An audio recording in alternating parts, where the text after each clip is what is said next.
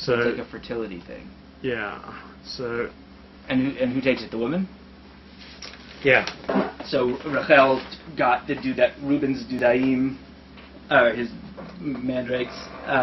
Yeah, brought them to Leah. Rachel said to Leah, "Please give me some." But Leah said to her, "Was your taking my husband insignificant, and now to take even my son's dudaim?" Rachel said, "Therefore he shall lie with you tonight, in return for your son's dudaim." So that's kind of cool. He's got his two wives like fighting over who's going to sleep with him that night. Yeah, and then I love the way Leah comes in and says, "You're sleeping with me tonight because I bought your services for Reuben's mandrakes." And he accepts like, it. All right, woman, you bought it. It's yours. Yeah. I have a friend who is the most in-demand sperm donor on the West Coast, and if you go online, there's women who are like talking about how they can get a hold of a vial of his sperm because he's past the limit. And What do you mean past the limit? Well, you're only supposed to be able to give so many vials, and then they waived it for him. Like he gave 500, like it's like 500. So then they waived it, and then he had given up 1,000. Then they asked him to come back again, but eventually they couldn't take more from him for whatever reason. I don't know what the. And so the women are getting really catty and trying to identify like where they can get. And I was just thinking, I was reading, and I was like, dude, you win. You won the evolutionary game. Like women like clawing at each other for your sperm, like it's And Jacobs gets a little of that here. Yeah. Yeah. But yeah, it's. Because Rachel made light of being with that righteous man, because she gave up the privilege of the night with him, she was not privileged to be buried, to lie in eternal repose with him. Oh, so because she sold him off. Yeah. But she was doing it so that she could bear him a son. So the Art Scroll says it would have been demeaning for both sisters to be buried with Jacob, because the Torah would later forbid the marriage of two sisters of the same man. In choosing between two supremely righteous women, a lapse as relatively minor as Rachel's in this instance was enough to tip the scales in Leah's favor. Wow. Huh. That tells you something. That's tough. Rachel really did have it hard, just being so beautiful, and then Leah just wins and wins and wins. And when it says Leah went out to meet Jacob and said to him, "It is to me that you must come tonight because I've hired you." The sages view this unfavorably as an immodest act, and because of it, Midrash describes Leah critically as one who is fond of going out. Fond of going out. Same thing they said to Dinah, that she went out. Right. And Dinah is like mother, like daughter. That's right.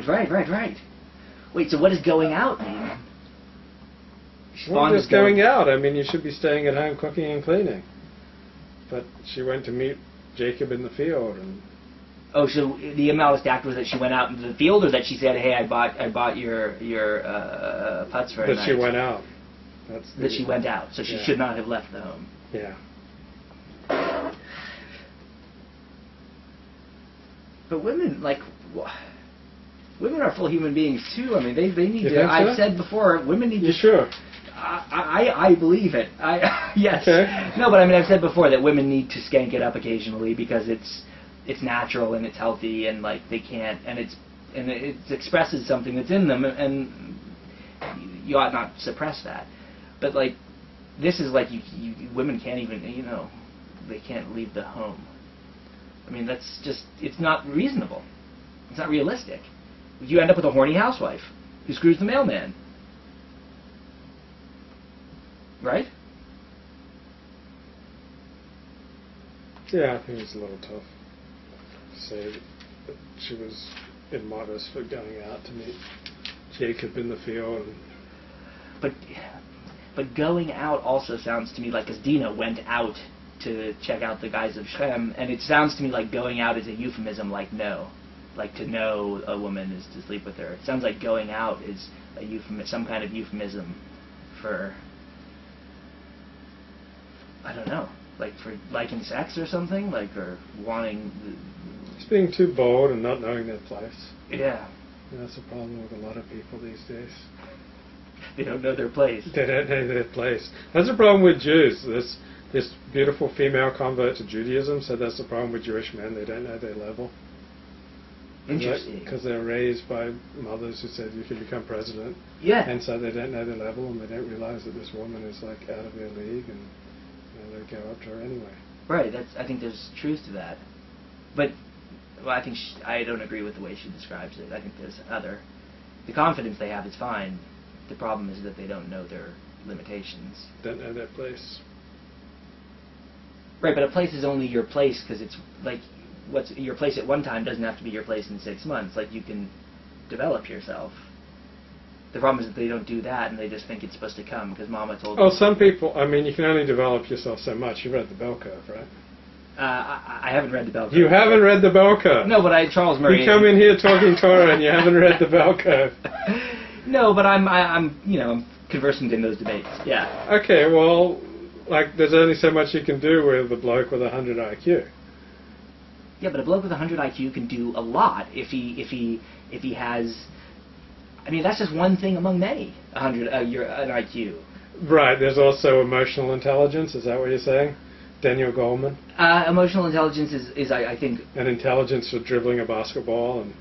Yeah. These are all different types of intelligence, and the IQ just measures one insignificant. Not insignificant. It's significant, but there's different types of intelligence, and there's also different assets that have nothing to do with intelligence. I mean, there's someone who is, there's... I'm never going to be able to spend much time with someone with 100 IQ. I'm just going to find them boring. Right. Well, that's fine. But that doesn't mean that they can't do a lot of shit. It just means that they're not going to be interested. They're not going to do a lot of stuff with me. With you. Right. Well, that's fine. Or with anyone else with an IQ over 120. Well, that I don't know about. I mean, I find... But you really think that if someone with 100 IQ could date someone with 120 IQ? Yeah. And that they could get along? Yeah, I mean, I think it's helpful if they've both got to appreciate what the other's got, but and it's hard because they need not to be threatened or by each other or dismissive of each other. But yeah, I mean, there's a lot of very smart women who are crazed with desire for men who are not so bright. And do you think they could have a relationship with one that's not so bright for any length of time? That's like 20 IQ points below them? Yes, I think a man who knows himself can keep a woman of much higher IQ in check pretty easily. Yeah. So do you think different races have different median levels of intelligence?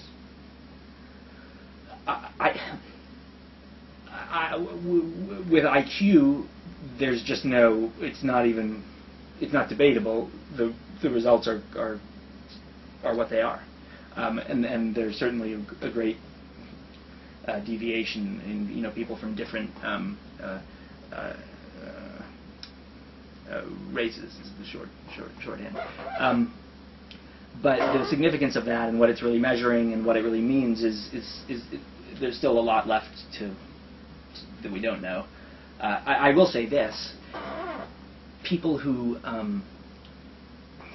there's a certain kind of knowledge about how life works that I find desperately lacking in Jewish male among Jewish males, and that is Jewish American males, not Jews from Iran or whatever. But that if you meet people from kind of ethnic communities, working class communities, guys from there, and it's like they have access to this whole world of knowledge that's just totally beyond the awareness of guys from, usually most guys from my background. And I think that's real. I mean, I think I don't think that's genetic or racial. I think it's well, I don't know what it is. Class. It's class, but even the working class know how to change oil. Right. Yes. But they know how to. They know people, kind of. They know how to get rid of their wife if she's starting to bug them, OJ style. Yeah, and they know how to sleep with your wife. Like, I mean, they know how to because they know how to get your wife out because they know how to be men and they know what men are and they know what women are. Like, and. You're not smart enough to be confused about their gender. Well, people are confused about their gender, I think. I think we're too. The American Jewish culture is so geared towards these